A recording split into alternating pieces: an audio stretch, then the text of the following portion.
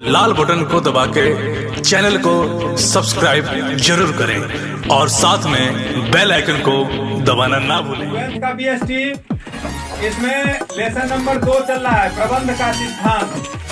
प्रबंध के सिद्धांत का प्रतिपादन हेनरी फ्योल ने किया था और हेनरी फ्योल ने प्रबंध के 14 सिद्धांतों को बताया। प्रबंध के सिद्धांत का मतलब क्या हुआ?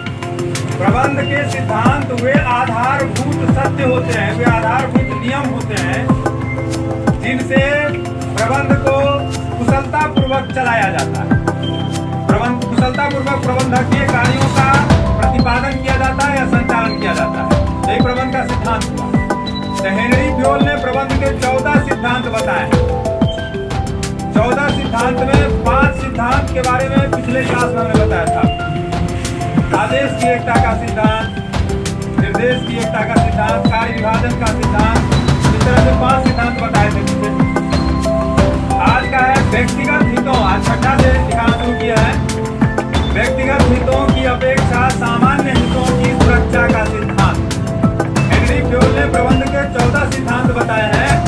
उन 14 सिद्धांतों में से छठा सिद्धांत है व्यक्तिगत हितों की अपेक्षा सामान्य हितों की सुरक्षा का सिद्धांत। इसका मतलब क्या हुआ ये समझिए। हेनरी फ्योल ने कहा है कि किसी एक आदमी के व्यक्तिगत हित पर ज्यादा ध्यान नहीं दी, सामूहिक हित पर ज्यादा ध्यान दी। व्यक्तिगत हित की अपेक्षा व्यक्तिगत हित के बदले में आप सामान्य हित पर ध्यान दीजिए, जिससे सभी लोगों का हित हो, सभी लोग खुश रहें, सभी लोग को संतुष्टि प्राप्त हो सके, ऐसा नियम लगाइए। व्यक्तिगत हितों की अपेक्षा सामान्य हितों की सुरक्षा का सिद्धांत। अगर कोई कर्मचारी काम नहीं कर रहा है, सुस्ती बरत रहा है, ढीलापन बरत रहा है, अनुशासन नहीं मान रहा है, तो उसको जल्दी कीजिए, उसको हटाइए। नहीं तो अपने यहाँ कहा गया है कि टोकरी में अगर एक आम सड़ा हुआ रहेगा तो उसके प्रभाव से दूसरा आम भी सड़ने लगता है। तो अगर एक आदमी काम में ढिलाई बरतेगा, काम नहीं करेगा, लेट से आएगा, सवेरे चला जाएगा, काम में लापरवाही बरतेगा, तो दूसरे लोग भी जो उस तरह के लोग होंगे उनका भी मनोबल बढ़ेगा। वो भी यही सोचेंगे कि फलाना तो काम नहीं करता है तो उसको कहाँ कुछ होता है, वो तो लेट से आता है, सवेरे चला जाता है तो उसको कहाँ कुछ होता है। तो दूसरे इस तरह के लोगों का भी मनोबल बढ़ेगा। इसीलिए हेनरी फ्योल ने कहा है कि इसमें आप थोड़ा स्ट्रिक्ट रहिए और व्यक्तिगत हित की अपेक्षा सामान्य हित की सुरक्षा पर ध्यान दीजिए। ऐसा क्यों होता है कि कोई आदमी सुस्ती क्यों बरतता है, ढिलाई क्यों बरतता है? वो किसी बड़े साहब से उसका लिंक होता है, किसी बड़े साहब का रिश्तेदार होता है, इसीलिए वो ऐसा करता रहता है। हेनरी फ्योल कहते हैं कि ऐसा नहीं चलने दी, चाहे किसी का भी आदमी अगर काम ढंग से नहीं करे तो सब का मान बराबर रख के आप चलिए। सब आदमी जैसे काम करता है उसी तरह उसको भी काम करना होगा, तो चाहे किसी का भी आदमी, सीएम साहब का भतीजा हो, चाहे पीएम साहब का भगना हो, कोई भी हो, लेकिन काम सबको बराबर ढंग से करना पड़ेगा। नियम सबके लिए बराबर रहेगा, यही सब। व्यक्तिगत हितों की अपेक्षा सामान्य हितों की सुरक्षा करना। अगला है कर्मचारियों के पारिश्रमिक का सिद्धांत से आप क्या समझते हैं? पारिश्रमिक माने मेहनताना। कोई आदमी, कोई कर्मचारी यदि ज्यादा मेहनत कर रहा है, मन से काम कर रहा है, मन लगाकर खूब मेहनत से काम कर रहा है, तो उसको उसका पुरस्कार दिया जाना चाहिए। अगर उस आदमी को उस चीज का एक्स्ट्रा पुरस्कार नहीं दीजिएगा, पुरस्कार तो बहुत ज्यादा नहीं होता है, पुरस्कार केवल मनोबल वृद्धि के लिए किया गया एक छोटा सा उपाय है। अब जनरल कर्मचारी है, मान लीजिए सुपरवाइजर है, फोरमैन है, इस तरह का कर्मचारी है, तो साल में उसको दीपावली का समय आया, एक चांदी का सिक्का दे दिया गया, एक कंबल दे दिया गया, तो उसी में उसकी मनोबल वृद्धि हो जाती है कि हमको एक पुरस्कार दिया गया। ठीक है। तो कर्मचारियों के पारिश्रमिक का सिद्धांत ये कहता है कि कर्मचारी अगर अच्छे से काम कर रहा है, मेहनत से काम कर रहा है, मन लगाकर काम कर रहा है, तो उसको उसका पुरस्कार अवश्य ही मिलना चाहिए। और पुरस्कार देने के लिए बताए हैं हेनरी फ्योल कि कर्मचारी की स्थिति में किस तरह का कर्मचारी है, संस्था की स्थिति, संस्था का कारोबार, इस हिसाब से दिया जाना चाहिए। अब बड़ा साहब है कोई और खूब मेहनत से काम कर रहे हैं, पीएम साहब हैं, तो उनको वो कंबल दीजिएगा तो वो तो समझेंगे कि अपमान किया हुआ। उनको लैपटॉप दिया जाए, उनको अच्छा मोबाइल दिया जाए, जो कार दे दिया जाए साल में, ये जो जिस स्तर के होंगे उसी तरह का दीजिएगा।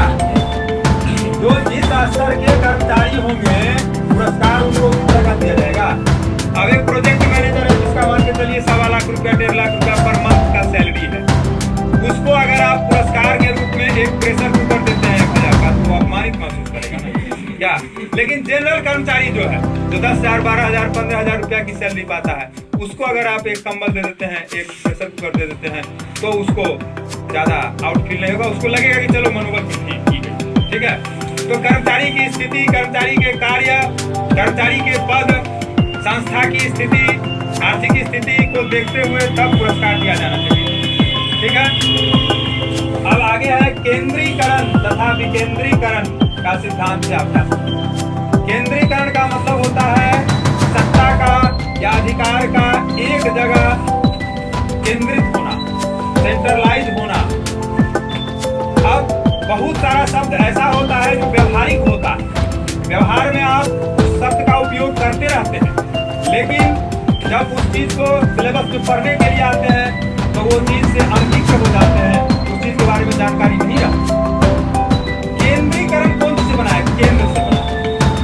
केंद्र से सभी लोग परिचित, क्योंकि आप लोग 12th में अभी जब 10th का एग्जाम दिए थे तो केंद्र पर जाकर दिए थे परीक्षा, केंद्र पर, उसी को कहते हैं सेंटर।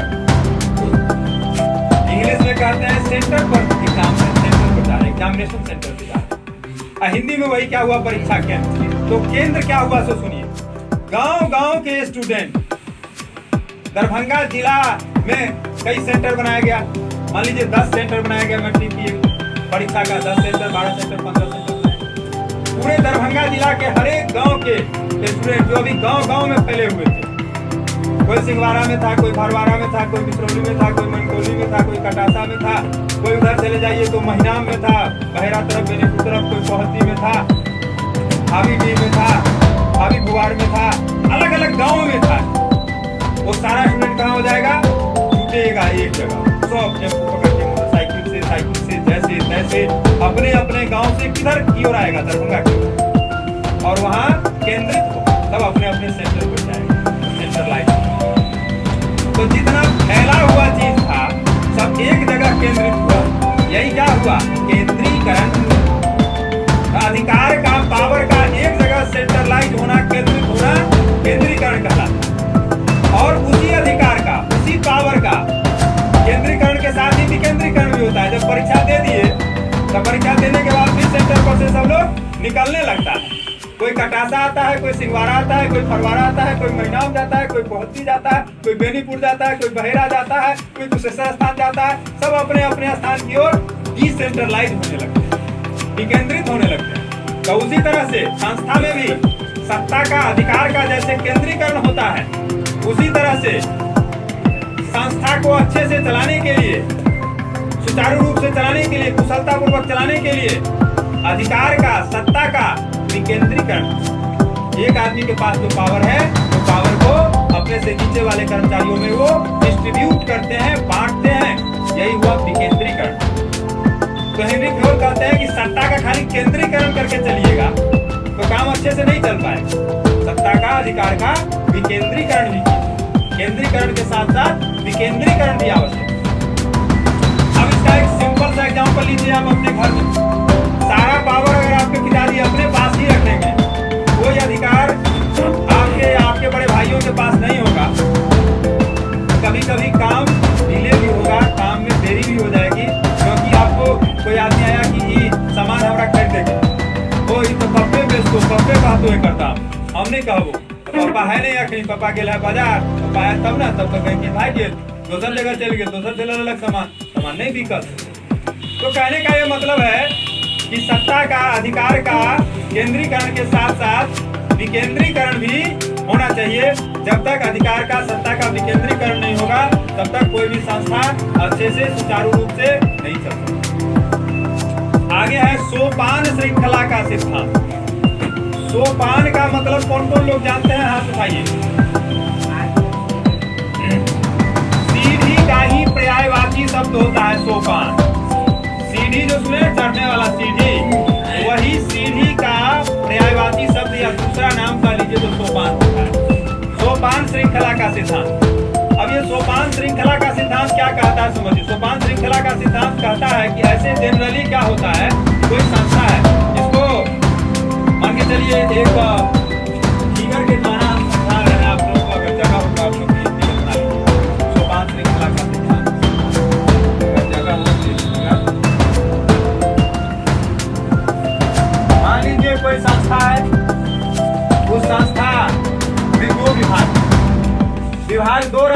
3 रहे या 5 रहे, हर संस्था का एक हेड होता है, एक प्रमुख व्यक्ति होता है। तो मान लीजिए इस संस्था का सबसे प्रमुख व्यक्ति ये है, प्रोजेक्ट मैनेजर ये। 2 विभाग है, इस विभाग का हेड है डी और इस विभाग का हेड है एल। ठीक है, ए बी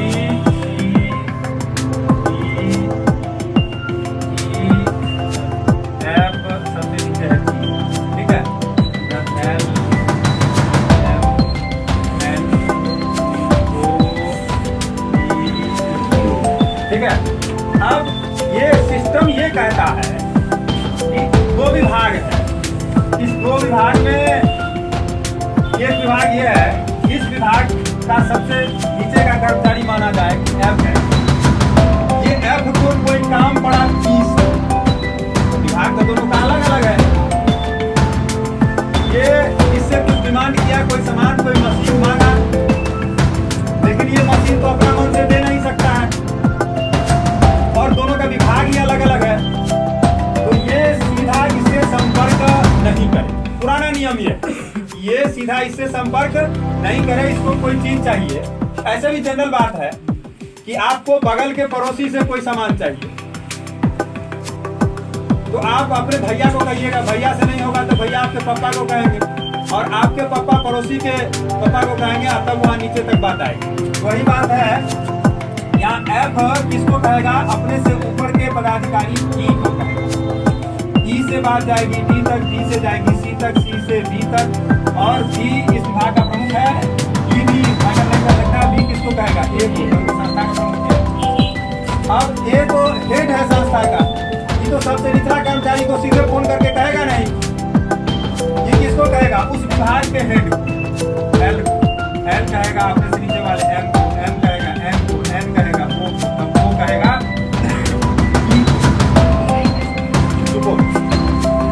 यहाँ से बात ऊपर की ओर जाएगी और वहां से बात नीचे की ओर आएगी। तो सिस्टम कहता है कि इसमें पर्याप्त देरी लग जाएगी, ज्यादा समय लगेगा, स्वाभाविक लगेगा, कोई सब एक जगह मौजूद नहीं होता है। अभी ये इसको कहेगा, अब इसको कहना है मिलेगा नहीं मिलेगा, आज मिलेगा कल मिलेगा, इसने कहा फिर इसको ये मिलेगा नहीं मिलेगा, आज मिलेगा कल मिलेगा, बहुत तरह की बात होती है। तो इसमें ज्यादा देरी लग जाएगा, ज्यादा देरी लग जाएगा तो किसका काम डिले होगा, किसका काम देरी होगा, संस्था का ही काम देरी। इसीलिए हेनरी फ्योल ने कहा है कि इतना दूरी बना करके चलने की आवश्यकता नहीं है, लोग आदमी नहीं है, युवक